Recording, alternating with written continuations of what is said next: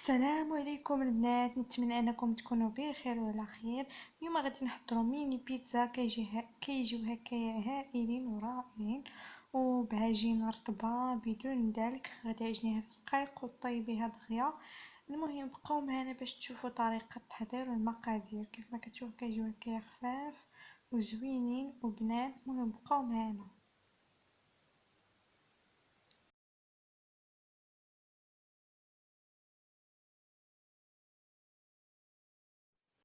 ندير في المقادير. المرحله الاولى البنات كنديروا فيها 2 كؤوس ديال الدقيق. الكؤوس باش عبرنا كنعبروا بهم الماء حتى هو، ومعلقه كبيره ديال الخميره، 2 معالق كبار ديال النيدو وغبره، معلقه كبيره ديال سنيده، ومعلقه صغيره ديال الملحه. المهم البنات كناخذوا هنايا واحد الاناء كنديروا فيه 2 كؤوس ديال العنبه ديال الدقيق، نفس الكؤوس باش عبرنا الدقيق كنعبروا بهم الماء البنات يكون بارد ديال الروبيني عادي.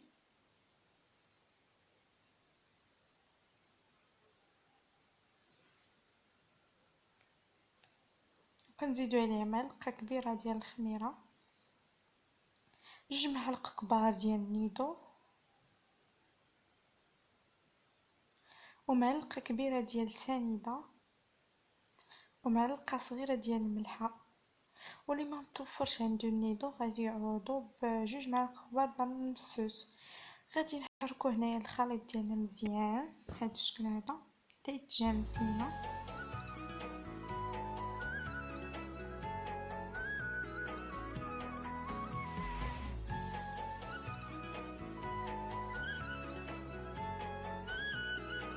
حتى كيتجانس لينا بهذا الشكل هذا.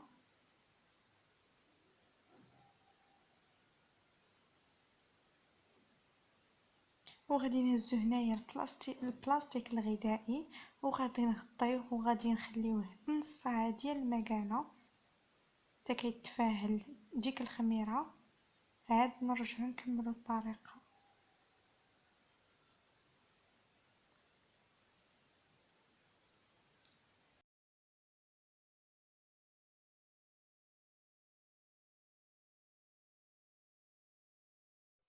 من بعد ما خليناه نص ساعه كيف ما كتشوفوا كتفاعل لينا ديك الخميره، غير كتحركوه كتمشي، ماشي ما تخافوش زعما. دابا غادي نزيدو عليه هنايا 2 كيسان ديال الدقيق فورص، وكاس ديال الفينو، ونص كاس ديال الزيت المائده. غادي ناخدو الخليط، غادي نزيدو عليه نص كاس ديال الزيت مائده، وغادي نخلطوه مزيان. غادي نزيدو عليه كاس ديال الدقيق، وغنزيدو الكاس الثاني.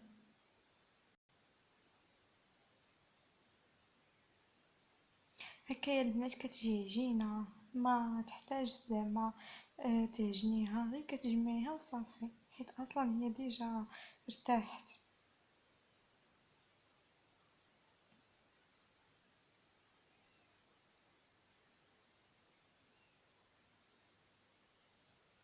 كنزيدو عليها كاس ديال الفينو. هنايا البنات انايا خدات ليا كاس ونص ديال الفينو، حيت كل دقيق هو كاين اللي ما كيشربش وكاين اللي ما كيتشربش. وهنايا الا خصكم مازال الا العجينه بقات كتلصق غتزيدوا عليها الفينو مازال.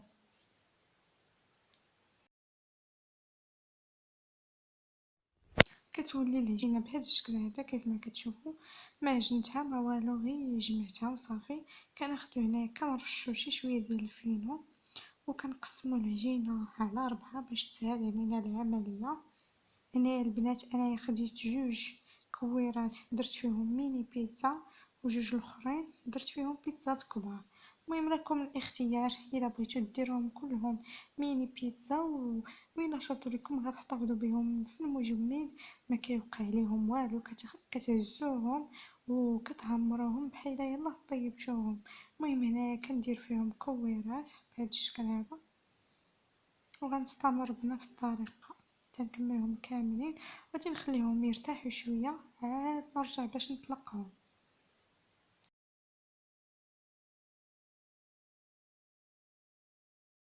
ها هما من بعد ما كورتهم كاملين، دابا غادي نغطيهم ببلاستيك غذائي، وغادي نخليهم واحد 5 دقائق حتى يرتاحوا، عاد نرجع باش نطلقهم.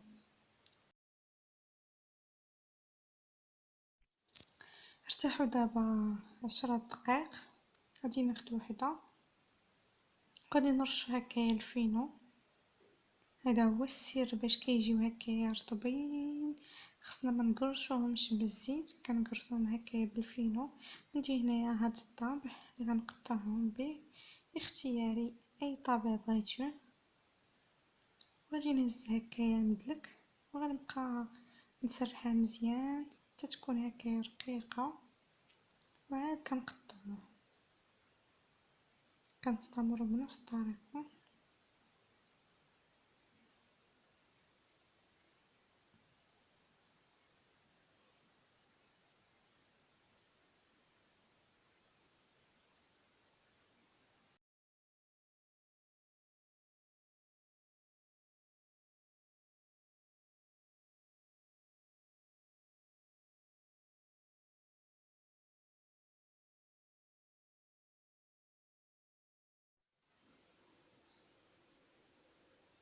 حتى كنرقوها مزيان بهذا الشكل هذا. عاد كناخذ داك الطابع وكنبقاو نقطعوها.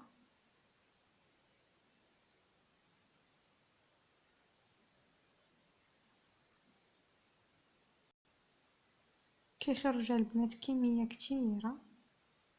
نتمنى انكم تجربوا هذه الوصفه، كتجي رائعه.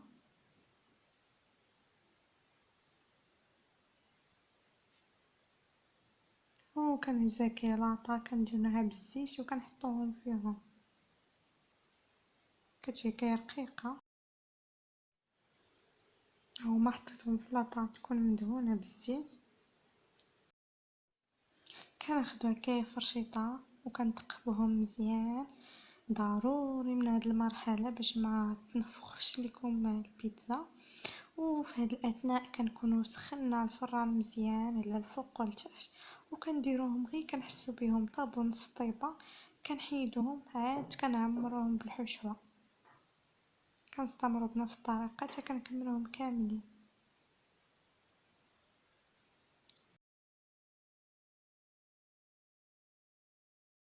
من بعد ما طابو ليا كطيبهم غير هكايا نص طيبه كيف ما كتشوفوا، كيجيو رطبين زوينين،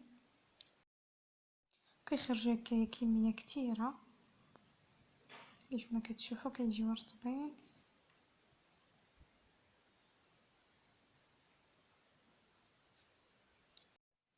عندي هنايا في الحشوه بصله وحده، عندي هنايا فلفله، عندي هنايا علبه ديال الطونه.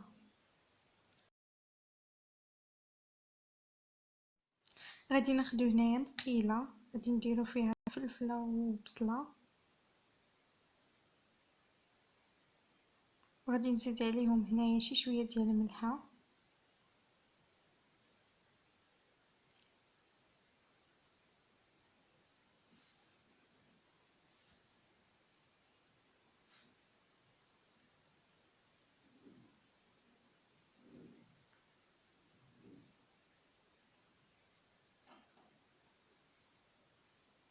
وشي شويه ديال البزار. هنايا غادي نصايب لاصوص. عندي هنايا مطيشه ونص زعما حكيتها. عندي هنايا شويه ديال التحميره، شويه ديال البزار، شويه ديال الملحه، معلقه كبيره ديال مطيشه الحك.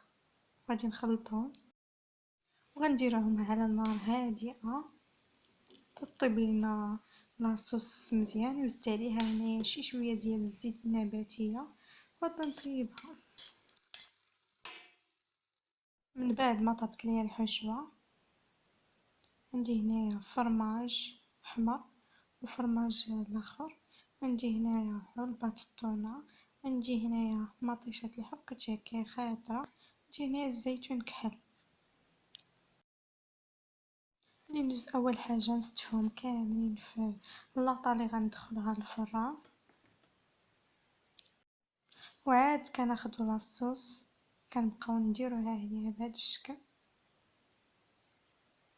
حتى كنوزعوها على البيتزات كاملين. كنستمروا بنفس الطريقه حتى كنكملوهم كاملين.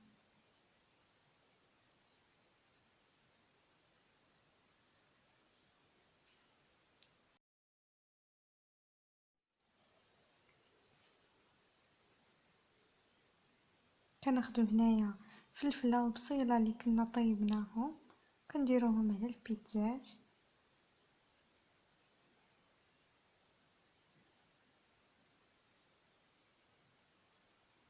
وعاد كنزيدو عليه الثوم. غادي نجرب معكم هنايا 3 عاد نكمل الاخرين.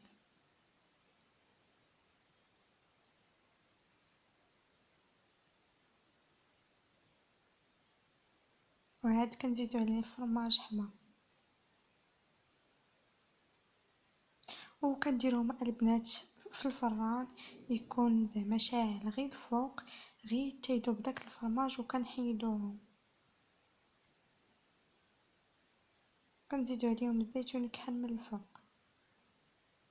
كل وحده غندير ليها وحيده وكنستمروا بنفس الطريقه حتى كنكملوهم كاملين.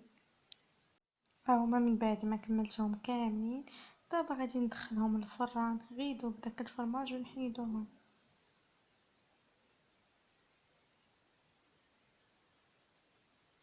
ها هما البنات من بعد ما خرجتهم من الفران من بعد ما داب عليهم داك الفرماج كيجيو هكا رائعين.